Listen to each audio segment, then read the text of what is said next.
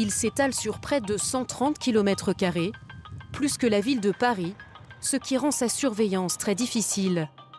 Voici le port d'Anvers, la principale porte d'entrée de la drogue en Europe. L'année dernière, plus de 110 tonnes de cocaïne y ont été saisies, un record.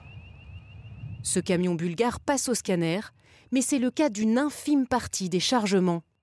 Les contrôles au port d'Anvers, c'est entre 1,5 et 2% de conteneurs contrôlés. Il faut savoir que ce sont des normes européennes, mais on a cette volonté d'en contrôler plus via des recrutements et des investissements de scanners. Pour ce camion, rien de suspect, il peut repartir directement. D'autres, en revanche, doivent passer à la fouille. S'il y a une image suspecte au scanner, alors nous devons aller regarder à cet endroit. Toujours. Aujourd'hui, cet agent recherche des contrefaçons, mais les douanes connaissent très bien le profil type des conteneurs pouvant cacher de la drogue, comme celui-ci, repéré il y a quelques mois. Ça, c'est un chargement typique de banane. Là, on voit bien les formes des bananes. Et puis au scanner, ici, on voit que ce n'est pas la même masse. Et en fait, il y a 2 tonnes de cocaïne qui a été cachée. Un phénomène endémique qui déteint sur la ville d'Anvers.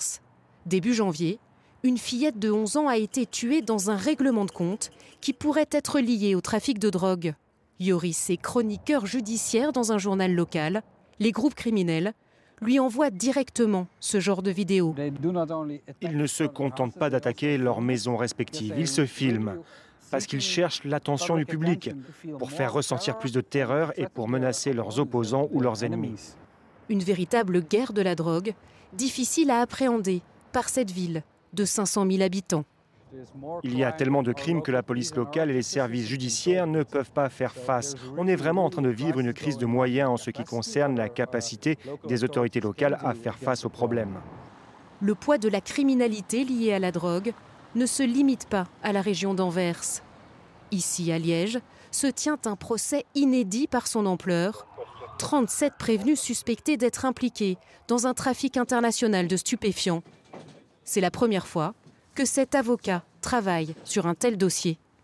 Habituellement, quand on est avocat pénaliste dans une ville comme Liège, on a plutôt l'habitude de défendre des personnes qui se prêtent à la vente au détail. Voilà, des dealers de rue, etc. Ici, c'est particulier en ce sens qu'on parle plutôt de grossistes et d'importation massive, donc via les ports du nord de l'Europe. 700 000 € ont dû être investis pour sécuriser la salle d'audience, vitres par balles et effectifs policiers renforcés. Le ministre de la Justice belge a été directement menacé par les narcotrafiquants. C'est une mesure de sécurité dont il était, au vu de l'état de la menace, quasi impossible d'en faire l'économie. Imaginons que quelque chose se produise, qu'un magistrat soit tué ou que des prévenus soient attaqués. Dans ces matières-là, même si ça coûte un peu d'argent, je crois qu'on n'est jamais aussi trop prudent. En 2021, c'est le décryptage de messages codés envoyés sur la messagerie SkyECC qui permet l'arrestation de ces nombreux profils liés au trafic de drogue. Une victoire policière sans conteste, mais aujourd'hui, la justice belge doit suivre. Comment faire face à des criminels qui ont des moyens tout à fait hallucinants, parfois des millions d'euros sur des comptes ou en crypto-monnaie, qui a des moyens, a aussi pas mal de moyens d'acheter ou de déstabiliser. Et donc tout ça, ce sont des défis qui sont tout à fait nouveaux, très différents de la crise terroriste où finalement il y avait très peu de moyens. L'autre conséquence de cet intense trafic, la hausse de la consommation. L'analyse des eaux usées dans près de 80 villes européennes place Anvers en tête pour la concentration de cocaïne. Bruxelles, non loin derrière. David le ressent au sein de son association qui vient en aide aux personnes dépendantes. Lui-même ancien accro à la cocaïne, a vu le paysage de la drogue se métamorphoser. Il n'y avait pas tellement de trafic. Il n'y avait pas des dealers qui venaient dans le living donner le paquet. On devait aller le chercher, par moments en Hollande, c'était pas tout le monde. Aujourd'hui, il y a tellement de changements dans cet environnement. C'est devenu des sociétés, c'est des sociétés de taxi. Tu appelles maintenant, dans un quart d'heure, on a de la drogue.